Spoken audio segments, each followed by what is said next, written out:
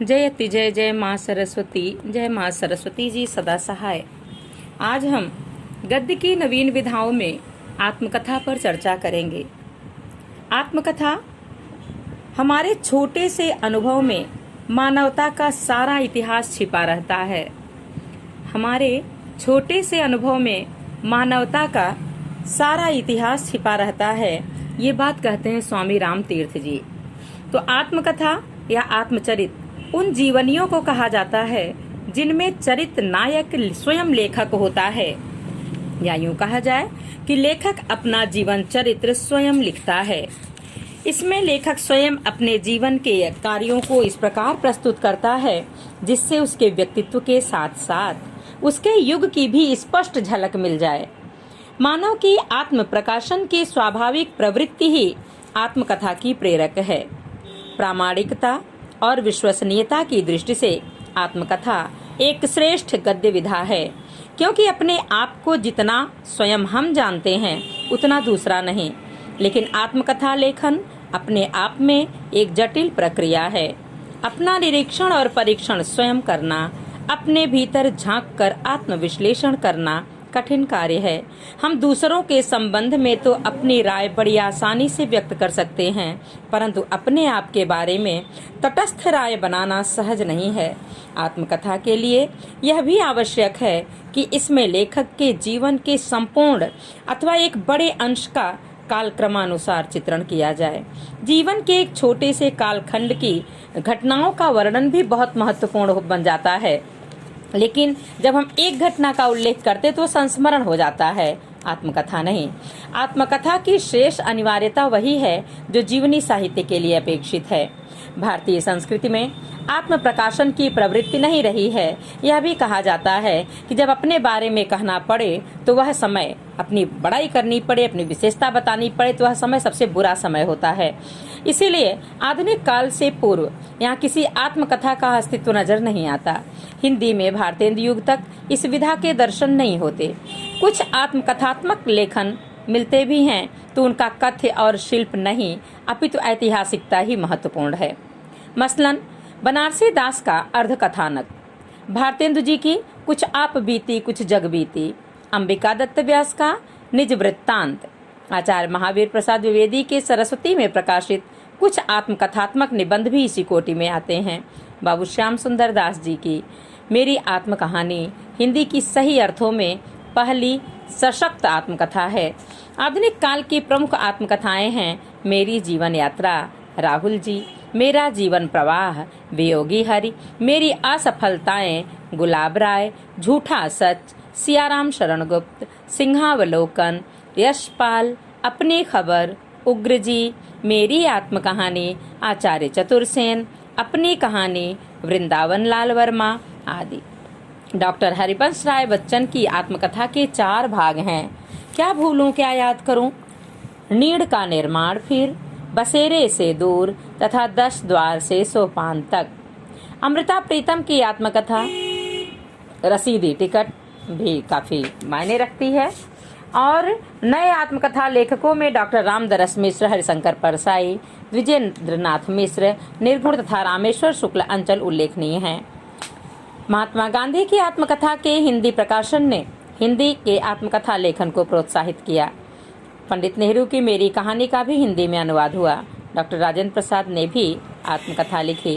कन्हैया लाल मणिक लाल मुंशी की आत्मकथा आधे रास्ते, सीधी चढ़ान भी अनुदित होकर हिंदी में प्रकाशित हुई। इन राष्ट्रीय महापुरुषों की आत्मकथाओं में तत्कालीन सामाजिक परिवेश, राजनैतिक चरित्र और स्वाधीनता का राष्ट्रीय स्वर भी मुखरित होता है। बच्चन जी वैसे अपने गीतों के लिए विख्यात हैं। उन्होंने छायावादी कविता को वैयक्तिकता और रहस्यवादी प्रवृत्तियों की जड़ता से हटाकर सहज और जीवन के निकट ला दिया। कविता के साथ ही साथ वे अपनी गद्य रचनाओं के लिए भी लोकप्रिय हैं। आत्मकथा लेखक के रूप में भी इनकी ख्याति रही है।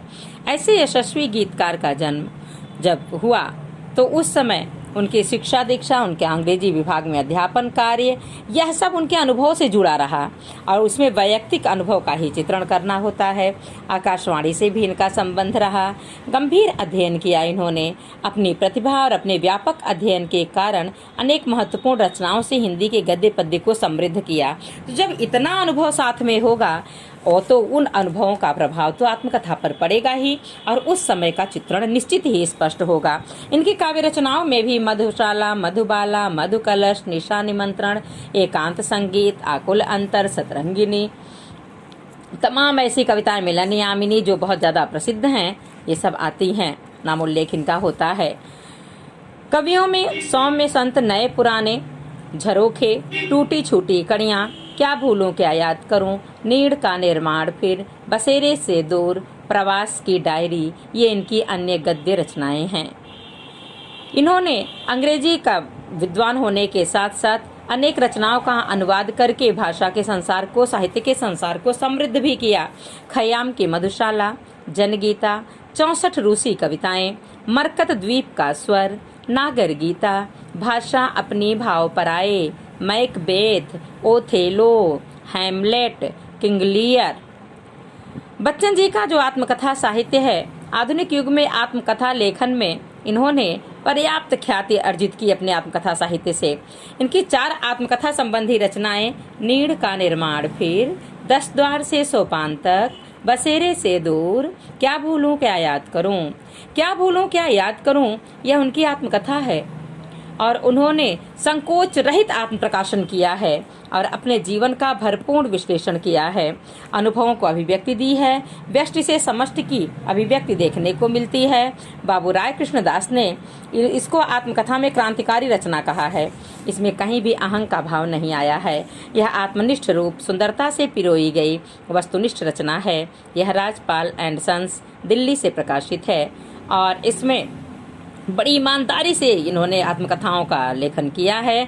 उनके अनुसार इसका उद्देश्य घरेलू या निजी रहा है। कभी इससे किसी प्रकार की आत्म प्रशंसा की अपेक्षा नहीं करता। इसे लेखक ने अपने संबंधियों और मित्रों के लिए तैयार किया है। अपने सरल, स्वाभाविक, साधारण रूप को सर्वसाधारण के सामने वह रखना चाहता है। इसके लिए स्वाभाविक शैली उन्होंने अपनाया है। लेखक स्वयं पुस्तक का विषय है। बाबू राय कृष्णदास कहते हैं, आत्मकथा साहित्य में कृति क्रांतिकारी है, कृति वस्तुनिष्ठ है, जो आत्मनिष्ठ सूत्र में ऐसी खूबसूरती से पिरोई गई है कि कहीं अहंग नहीं आता। डॉक्टर भारती जी ने इससे बहुत प्रभावित होकर के बहुत तारीफ की थी, इसकी बहुत प्रशंसा की थी। यशस्वी गीतकार रहे ही हैं ये। और इन्होंने, लेखक ने बड़ी बेबाकी से, साहस और सद्भावना से अपने बारे में हिंदी के 1000 वर्ष के इतिहास में ऐसा कहा है। आचार्य हजारी प्रसाद द्विवेदी ने भी कहा है, यह कथा बड़ी जीवंत बनी है। इससे बच्चन जी का परिवार ही नहीं, समूचा काल और क्षेत्र भी अत्यंत जीवंत रूप में उभर कर सामने आ गया है। श्रीकांत वर्मा जी ने कहा है, यह हिंदी की सर्वश्रेष्ठ आत्मचरित्र है। इसे एक आदर्श आत्मकथा के रूप में समूचे भारतीय साहित्य में रखा जा सकता है। स्मृति और श्रुति का एक अनोखा विस्तार है। कायस्थ इतिहास के आईने में क्या भूलूं क्या याद करूं आत्मकथा का प्रारंभिक अंश है।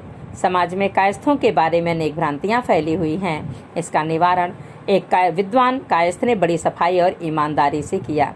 लेखक ने स्वाभाविक शब्दावली में उल्लेख किया है अपने जन्म और जीवन के बारे में भी, और जब वह स्थान स्थान पर हास्य और व्यंग्य का भी पुट दिया है।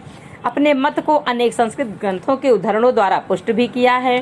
सारी बातें भली प्रकार स्पष्ट कर दी है और इनका कहना है, क्या भूलूं क्या याद करूं, यह अनुसंधान मूलक लगता है देखने से, लेकिन चूंकि लेखक स्वयं इसमें लेखक है, इसलिए जन्म और जीने की कला पूरी तरह से बड़ी सहज शैली में अभिव्यक्त हुई है। और सहजता हर किसी को शोभा नहीं देती, क्योंकि सहज रूप में या तो विषय गौण हो जाते हैं, अधिक सहजता के कारण पूरी तरह से विषय स्पष्ट नहीं हो पाते हैं। यहाँ विषय भी स्पष्ट हो गए, रोचकता बनी रही, स्पष्टता बनी रही। आत्मकथा का यह ऐतिहासिक और उपयोगी स्वकथन सदा मूल्यवान रहेगा। लेखक ने बड़ी स्वाभाविक शब्दावली में कहता है, मैं गाऊं तो मेरा कंठ स्वर न दबे, औरों के स्वर से जीऊं तो मेरे जीवन की औरों से हो अलग रवानी। अपनी आत्मकथा में वह कैसे कैसे अपने जीवन और जन्म के बारे में चित्रण करते हैं, जिसमें उनका लगाव अपनी माँ से और माँ के समान उस पालनहारी से बना रहता है। बहुत बहुत धन्यवाद।